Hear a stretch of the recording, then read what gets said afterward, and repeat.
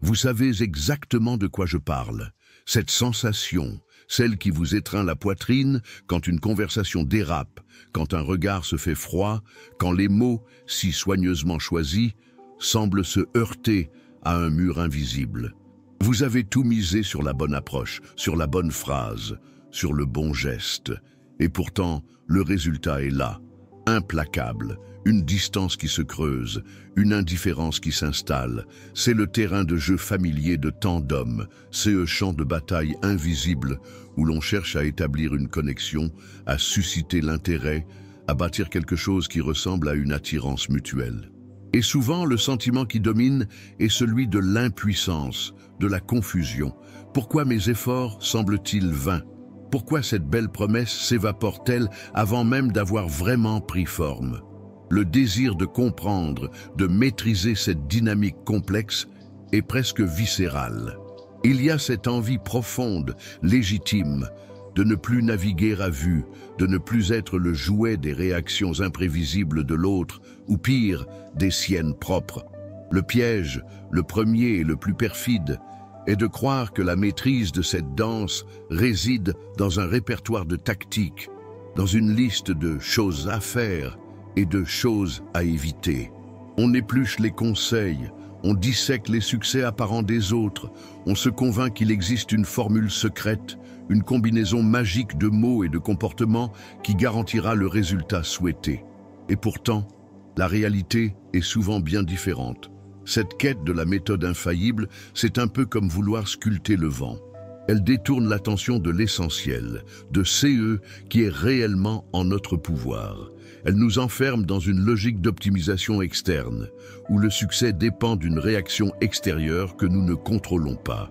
C'est une course effrénée après la validation, une dépendance subtile mais puissante à l'approbation de l'autre. Et le prix à payer pour cette illusion de contrôle, c'est souvent une perte de soi, une déformation de notre authenticité, une tension constante née de la peur de mal faire, de la peur de l'échec. Ce que nous allons explorer ici n'est pas une nouvelle stratégie de séduction, pas une énième liste de commandements à suivre pour conquérir quelqu'un. Loin de là, l'approche que je vous propose est radicalement différente, et elle commence par un retournement complet de perspective. Il s'agit de comprendre que la véritable puissance, la force qui attire et qui retient, ne se trouve pas dans la manipulation des circonstances extérieures, mais dans la maîtrise de notre propre monde intérieur. Il s'agit d'abandonner la vaine tentative de contrôler l'autre pour se concentrer sur ce qui est véritablement à notre portée, nos pensées, nos émotions, nos réactions. C'est un cheminement stoïcien, une invitation à construire une forteresse intérieure, un espace de calme et de clarté d'où l'on peut aborder les interactions humaines avec sérénité, confiance et une authenticité désarmante. Comprendre CES erreur, CES écueil que nous allons détailler, c'est la première étape pour démanteler les mécanismes qui nous maintiennent prisonniers de l'insécurité et de l'inefficacité. C'est la promesse d'une approche plus sage, plus forte, et finalement plus fructueuse dans toutes nos relations, y compris celles qui nous tiennent le plus à cœur. Le désir de plaire, d'être accepté, est une pulsion humaine fondamentale. Mais lorsqu'il se transforme en une quête effrénée de validation externe, il devient le terreau fertile des faux pas. Pensez à cette situation où, dans une tentative maladroite de montrer votre intérêt, vous commencez à vous vanter de vos réalisations, à dérouler une liste de vos possessions ou de vos succès passés. L'objectif est louable, projeter une image de valeur, de fiabilité. Cependant, cette projection souvent se retourne contre vous. Elle dénote une insécurité sous-jacente, une croyance que votre valeur intrinsèque n'est pas suffisante et doit être compensée par des démonstrations ostentatoires. C'est l'erreur de vouloir impressionner par l'extérieur, par CE que l'on a ou CE que l'on fait, plutôt que par CE que l'on estimated.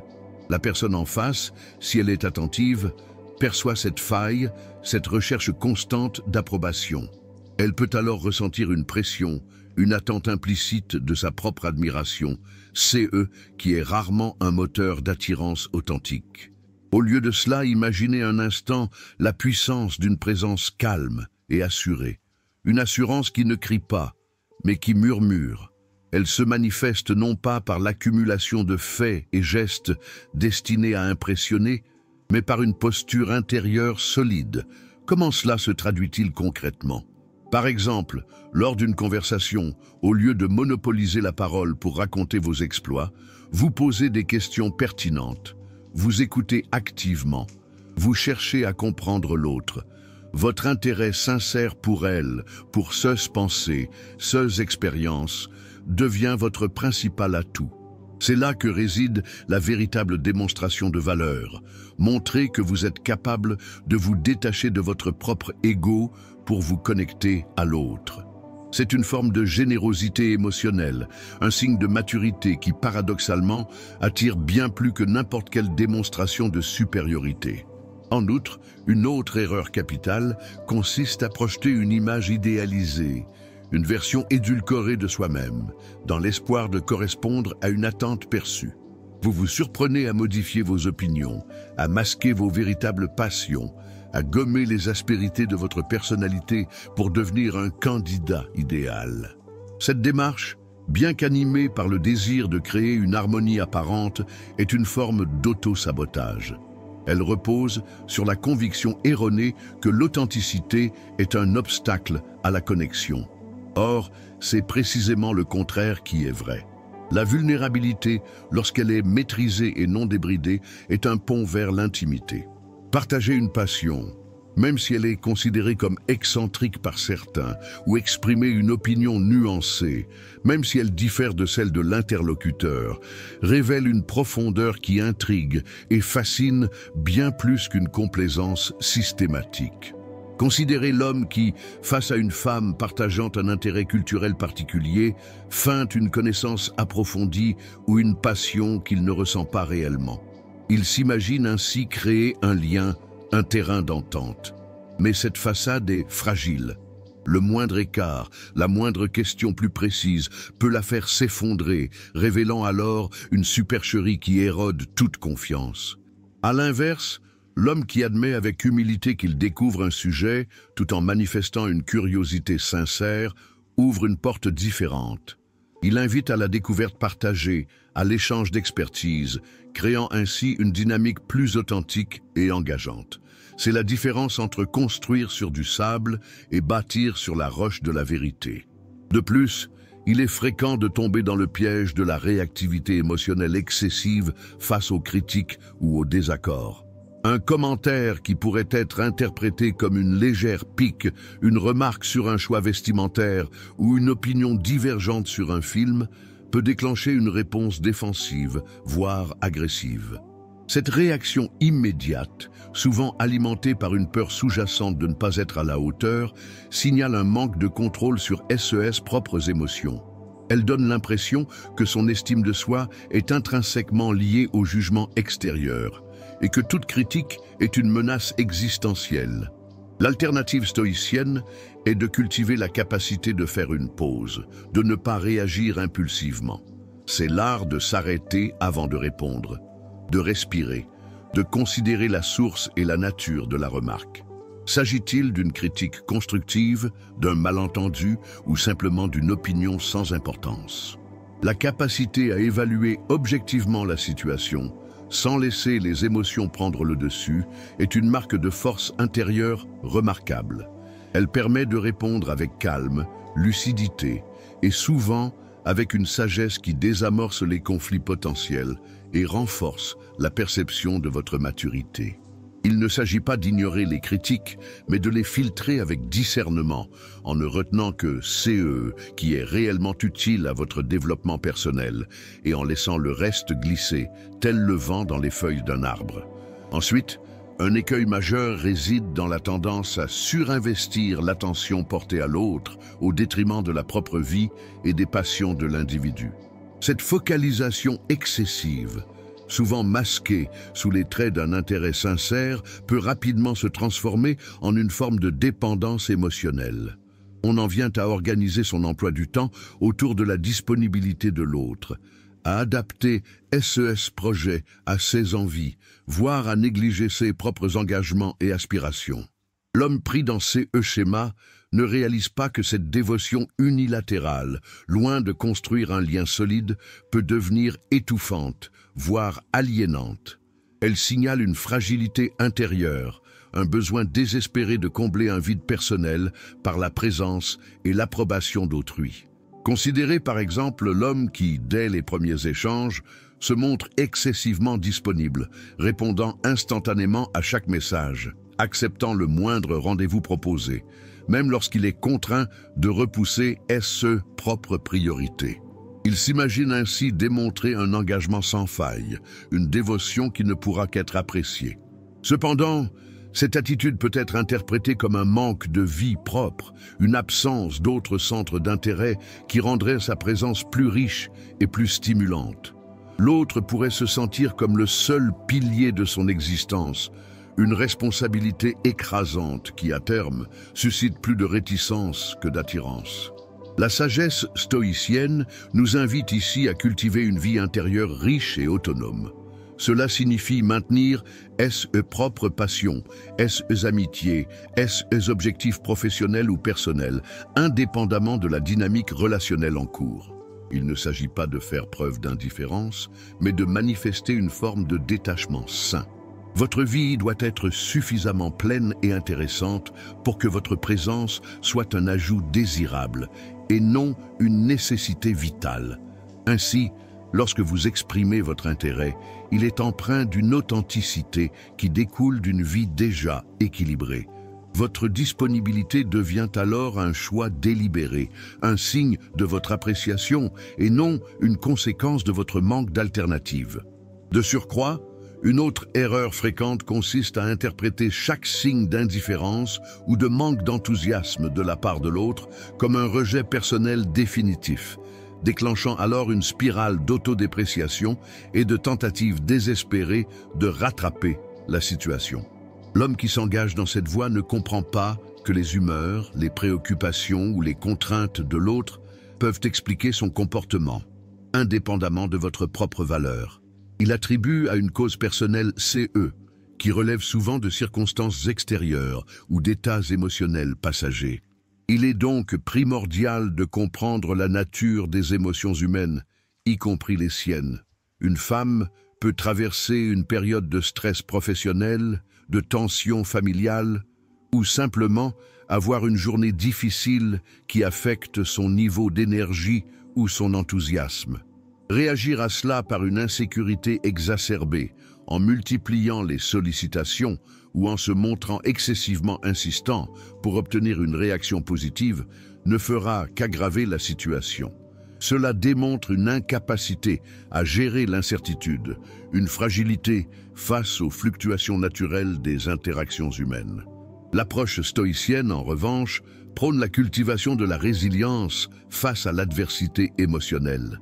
Cela implique de reconnaître que le comportement de l'autre n'est pas nécessairement un reflet de votre propre valeur. Il s'agit de maintenir un jugement objectif, de ne pas laisser les interprétations hâtives et négatives gouverner vos actions. Si une conversation semble moins animée qu'à l'accoutumée, au lieu de paniquer, vous pouvez simplement l'accepter comme un fait du moment, sans y projeter de signification trop lourde. Vous pouvez alors choisir de maintenir une attitude courtoise et respectueuse, sans chercher à forcer une connexion qui n'est pas présente à cet instant précis. Cette capacité à accepter l'impermanence des états émotionnels et à agir avec constance et dignité, indépendamment des réactions immédiates, est une force d'attraction subtile mais puissante. Elle dénote une maturité émotionnelle qui est, en soi, une qualité des plus désirables.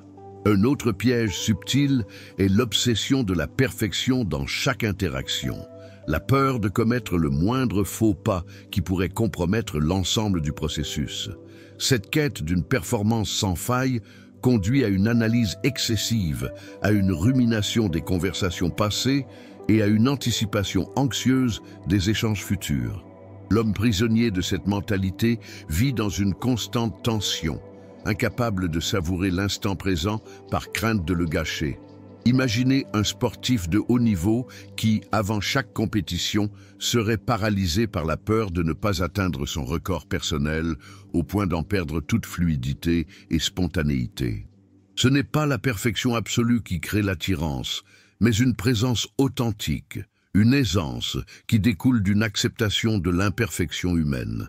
L'homme qui est capable de rire de ses propres maladresses, de reconnaître une bévue sans s'effondrer et de continuer à avancer avec une sérénité relative, projette une image de force et de résilience bien plus attrayante que celle d'une personnalité rigide et constamment sur la défensive. La philosophie stoïcienne nous enseigne l'importance de se concentrer sur CE qui dépend de nous, nos intentions, nos efforts, notre attitude. Les résultats, en revanche, dépendent d'une multitude de facteurs extérieurs, y compris les choix et les réactions de l'autre. En acceptant cette réalité, on se libère de l'anxiété de performance. L'objectif devient alors de mener une interaction avec intégrité et respect, indépendamment de l'issue. Cette approche libère l'esprit, permet une plus grande spontanéité et rend l'expérience plus agréable, tant pour soi que pour l'autre. C'est cette capacité à être présent, à agir avec bienveillance et à accepter les aléas de la vie qui constituent le véritable fondement d'une connexion humaine, authentique et durable.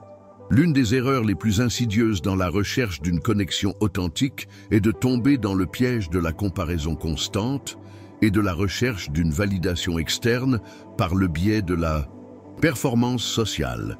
Il s'agit de cette tendance à observer minutieusement les interactions des autres, à analyser leur succès apparent et à tenter de reproduire, voire de surpasser, CE que l'on perçoit comme des stratégies gagnantes. Cette démarche est le reflet d'une profonde insécurité, d'une croyance erronée que le propre mérite ne suffit pas et qu'il faut constamment se mesurer aux autres pour prouver sa valeur. Considérez l'homme qui, lors d'une soirée, observe un autre individu captiver l'assemblée par son humour ou sa prestance. Au lieu de rester ancré dans sa propre expérience, il se met à décortiquer chaque mot, chaque geste de cet autre homme, cherchant à identifier la recette de son succès. Il internalise alors une pression immense pour reproduire cette performance, oubliant que l'authenticité est souvent bien plus attrayante que l'imitation. L'énergie consacrée à cette observation et à cette tentative de reproduction est une énergie qui pourrait être investie dans le développement de SES, propre qualité unique, dans l'approfondissement de SUS, propre passion. C'est une fuite en avant qui éloigne de la seule source de pouvoir véritable, la connaissance et l'acceptation de soi. En outre, il est crucial de démanteler l'idée que le succès dans l'établissement d'une connexion dépend d'une série de techniques ou de phrases clés à maîtriser. Cette mentalité, nourrie par une surabondance de conseils superficiels, réduit la complexité des relations humaines à une formule mécanique. Elle ignore la subtilité des dynamiques interpersonnelles, la singularité de chaque individu et l'importance de l'intuition et de l'adaptation. Le stoïcisme nous apprend que la véritable maîtrise ne réside pas dans l'application aveugle de règles externes, mais dans le développement d'une sagesse intérieure qui guide nos actions de manière appropriée à chaque situation. Pensez à l'homme qui, avant un rendez-vous, se prépare mentalement une liste de sujets, de conversations sûres et de répliques intelligentes, comme s'il s'agissait d'un examen. Cette préparation excessive, bien qu'animée par le désir de bien faire, risque de le rendre rigide et peu naturel. Elle crée une barrière entre lui et l'autre, une distance née de l'anxiété et du manque de spontanéité. Il se focalise tellement sur l'exécution parfaite du scénario qu'il en oublie l'essence même de l'interaction, le partage, l'échange sincère, la connexion humaine. Par conséquent, l'alternative stoïcienne consiste à cultiver une présence consciente et adaptable. Il s'agit de se préparer mentalement, non pas en mémorisant des phrases, mais en renforçant sa propre résilience émotionnelle, en cultivant une curiosité sincère pour l'autre, et en acceptant que chaque interaction est une opportunité d'apprentissage, et non une épreuve à réussir à tout prix. C'est cette posture intérieure, CE, calme, assuré face à l'incertitude, qui permet d'être véritablement présent et réceptif. Elle libère l'esprit de la pression de la performance et ouvre la voie à des échanges plus authentiques et significatifs. La force ne réside pas dans le contrôle des résultats, mais dans la maîtrise de son propre état d'esprit et de SES réaction face à l'inconnu. Une autre erreur fondamentale, souvent inconsciente, est de confondre la manifestation d'un intérêt sincère avec une démonstration de besoin ou de désespoir. Cette confusion naît d'une interprétation erronée de la manière dont l'attirance se construit. L'homme qui, dans sa quête, projette une image où son propre bonheur semble intrinsèquement lié à l'approbation ou à la présence de l'autre, commet une grave erreur.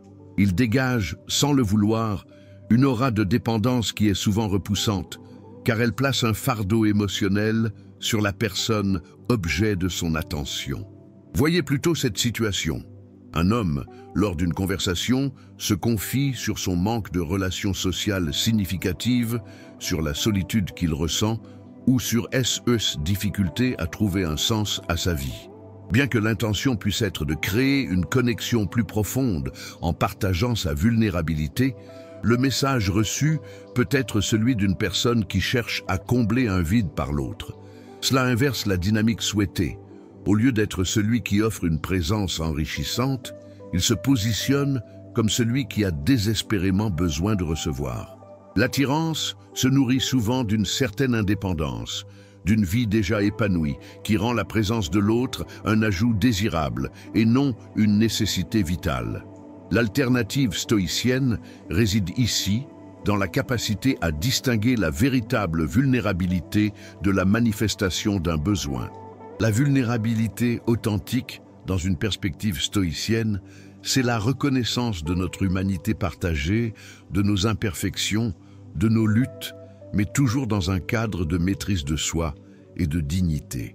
Il ne s'agit pas d'étaler SE faiblesse pour susciter la pitié ou l'attention, mais de partager SE expériences de manière réfléchie, en démontrant sa capacité à les surmonter ou à en tirer des leçons. C'est la différence entre dire « je suis seul et j'ai besoin de quelqu'un » et partager une anecdote sur la manière dont on a appris à apprécier sa propre compagnie, tout en restant ouvert à de nouvelles connexions. De plus, il est essentiel de ne pas tomber dans le piège de la suranalyse des intentions ou des motivations de l'autre.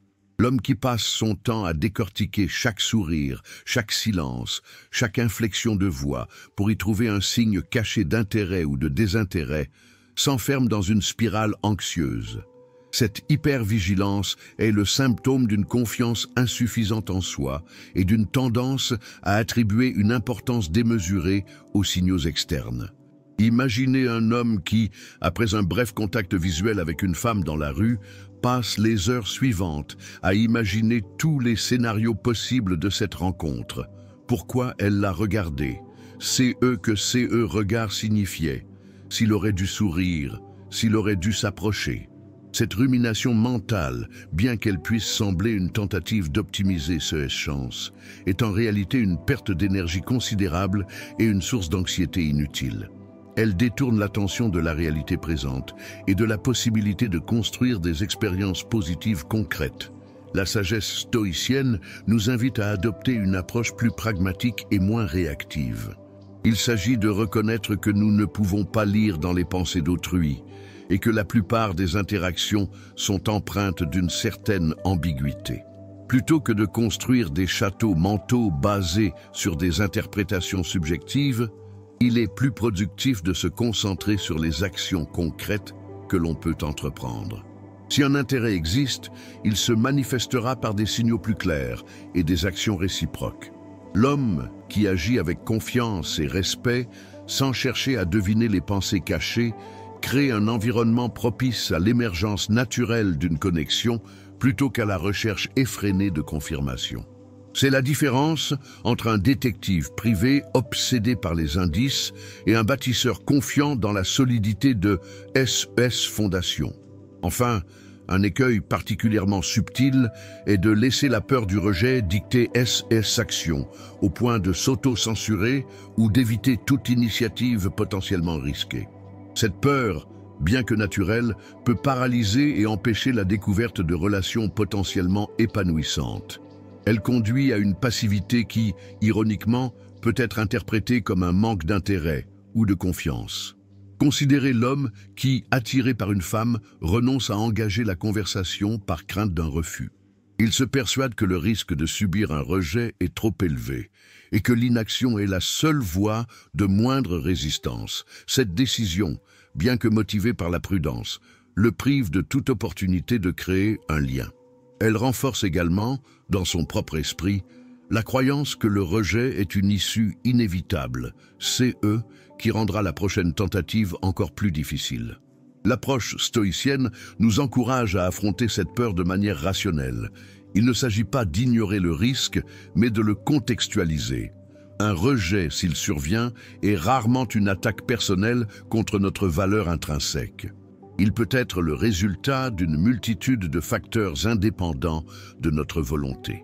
Une relation existante, une mauvaise journée, une incompatibilité de personnalité. L'homme sage comprend que le rejet fait partie intégrante du processus de recherche de connexion. Il le considère comme une information, une expérience d'apprentissage, plutôt que comme une condamnation.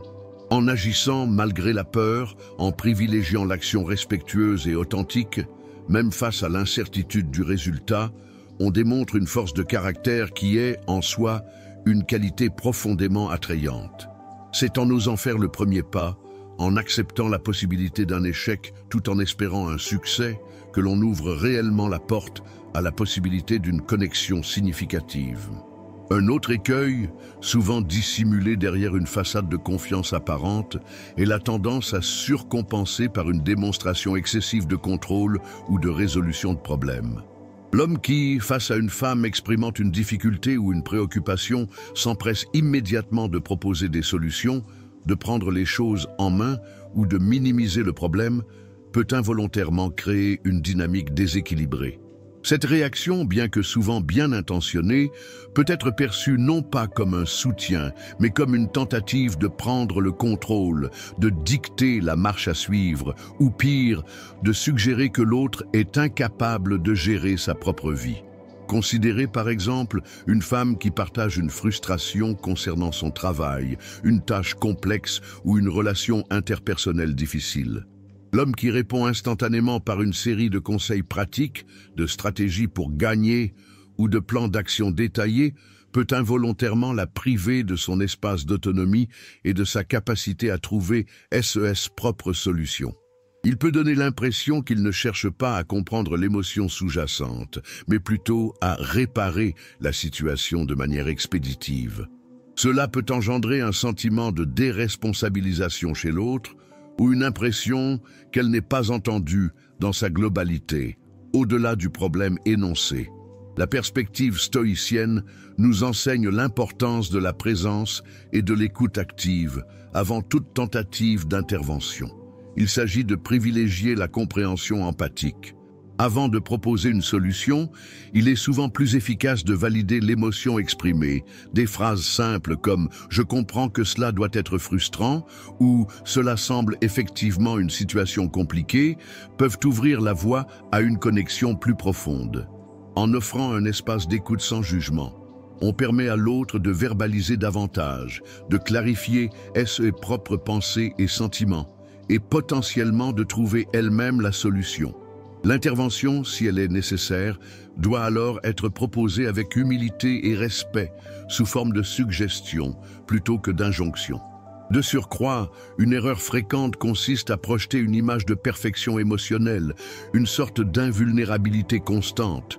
L'homme qui évite systématiquement de montrer toute forme de doute, de vulnérabilité ou de sensibilité, dans l'espoir de projeter une image de force inébranlable, se prive d'une dimension essentielle de la connexion humaine. Cette façade d'invincibilité, si elle est maintenue à tout prix, peut créer une distance, une impression d'inaccessibilité ou même un manque d'authenticité. Imaginez un homme qui, lorsqu'on lui pose une question sur SES émotion ou SES ressenti, répond toujours par des généralités, élude le sujet ou minimise l'importance de SES propres états intérieurs. Il peut croire ainsi qu'il démontre sa maîtrise de soi, sa capacité à ne pas être submergé par SES sentiments. Cependant, cette attitude peut être interprétée comme un manque de profondeur, une incapacité à s'ouvrir, ou même une forme de méfiance envers l'intimité.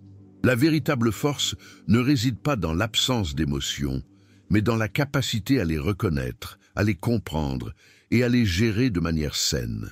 La philosophie stoïcienne ne prône pas l'apathie, mais la maîtrise des passions et la rationalité dans les réactions. Il s'agit de reconnaître ces émotions, de ne pas les laisser dicter ses actions de manière impulsive, mais de les intégrer dans une vision plus large et plus réfléchie de la vie. Partager une difficulté de manière mesurée, exprimer une joie sincère ou reconnaître un moment de doute peut paradoxalement renforcer la perception de sa force. Cela démontre une intelligence émotionnelle, une capacité à être humain dans toute sa complexité, CE qui est bien plus engageant et authentique qu'une façade de perfection artificielle. L'homme qui sait montrer sa force par sa résilience face à l'adversité, plutôt que par l'absence de toute adversité, est celui qui construit des liens solides et durables.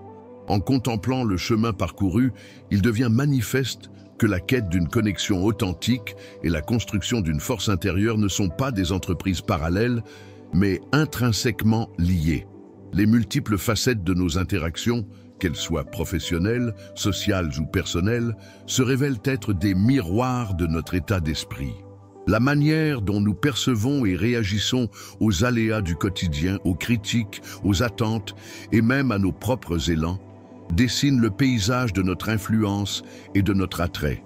CE n'est pas par une accumulation de stratagèmes extérieurs que l'on forge des liens solides, mais par un travail profond sur soi, une alchimie intérieure qui transforme la perception et l'action. En lumière de CES observation, le chemin qui mène à une véritable maîtrise de soi et par extension à une présence plus magnétique se dégage avec une clarté renouvelée. Il s'agit moins d'acquérir de nouvelles techniques que de désapprendre les schémas limitants qui nous éloignent de notre essence la plus forte. Comme un sculpteur qui révèle la forme latente dans le bloc de marbre, notre tâche consiste à dégager les couches superflues de l'insécurité, de la réaction impulsive et de la dépendance à l'approbation extérieure. Cette démarche exige une discipline constante, une attention vigilante, portée à nos pensées et à nos émotions, non pas pour les réprimer, mais pour les comprendre et les guider avec sagesse. En réfléchissant à ce périple jusqu'à présent, on perçoit comment les fils conducteurs de cette exploration convergent vers un point central, la souveraineté de notre monde intérieur. La manière dont nous abordons les défis, la constance de notre caractère face aux fluctuations du monde extérieur, tout cela révèle la profondeur de notre ancrage. C'est dans cette forteresse intérieure, bâtie sur la raison, l'acceptation et une compréhension lucide de CE qui dépend réellement de nous, que réside la source d'une influence véritable et d'une attirance profonde. L'armure de la sérénité se forge dans la pratique quotidienne, dans le choix délibéré de répondre au chaos du monde par un ordre intérieur. L'élégance de cette posture ne réside pas dans l'absence de tempête, mais dans la capacité à naviguer en son sein avec calme et détermination, tel un phare imperturbable dans la nuit. Alors que nous nous préparons à aborder la réflexion finale, il devient évident que la clé de voûte de toute interaction humaine réussie, et particulièrement de celles qui visent à créer une connexion significative, réside dans cette transformation intérieure. C'est une invitation à devenir l'architecte de son propre caractère, le maître de SES réaction, et par conséquent, le créateur d'une réalité plus alignée avec SES aspirations les plus profondes. La véritable puissance ne se conquiert pas, elle se cultive, elle émane de l'intérieur, rayonnant vers l'extérieur avec une force tranquille et irrésistible. Le voyage que nous avons entamé, cette exploration des écueils qui peuvent entraver la construction de liens authentiques, nous ramène inexorablement à la source de toute véritable puissance, notre monde intérieur. Ce n'est pas dans une quête incessante de perfection extérieure, ni dans l'application mécanique de formules magiques que réside la clé d'une connexion profonde et respectueuse. La véritable maîtrise, celle qui attire et qui inspire, n'est pas une façade que l'on érige, mais une réalité que l'on cultive, brique par brique, au cœur de soi. Chaque interaction, chaque défi, chaque moment d'incertitude n'est qu'une opportunité supplémentaire de renforcer cette citadelle intérieure, de polir l'acier de notre résilience et d'affiner la clarté de notre jugement. Abandonner la vaine tentative de contrôler les réactions d'autrui, c'est se libérer d'un fardeau immense et s'ouvrir à une forme de liberté bien plus profonde. La véritable influence ne naît pas de la manipulation, mais de l'authenticité, de la constance et d'une sérénité qui ne vacille pas face aux tempêtes extérieures. C'est dans l'acceptation de notre propre imperméabilité face à CE qui échappent à notre contrôle. Les pensées, les humeurs, les choix des autres, que nous trouvons notre véritable ancrage. Notre pouvoir ne réside pas dans la capacité à changer le monde extérieur pour nous satisfaire, mais dans celle de naviguer en son sein avec sagesse, en restant fidèle à nos principes et à notre intégrité. La force qui attire véritablement n'est pas celle qui crie, mais celle qui rayonne.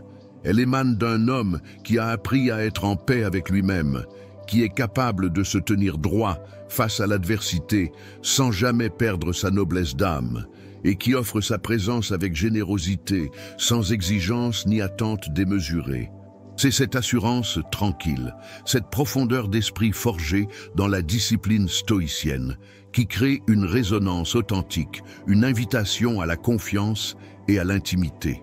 L'homme qui a compris que sa valeur ne dépend pas de la validation extérieure est celui qui peut offrir le plus véritablement de lui-même, sans artifice ni calcul. La pratique véritable commence maintenant. Elle ne se trouve pas dans une nouvelle liste de conseils, mais dans l'engagement quotidien à observer, à réfléchir et à agir selon les principes d'une raison éclairée et d'une bienveillance sincère. C'est un cheminement continu, une invitation à cultiver chaque jour la force tranquille qui émane de la maîtrise de soi. L'art de bâtir des relations significatives se résume, en fin de compte, à l'art de se construire soi-même, avec patience, courage et une foi inébranlable en la puissance de la sagesse intérieure. C'est là, dans CE sanctuaire de l'esprit, que réside la source inépuisable de toute véritable attraction et de tout succès durable.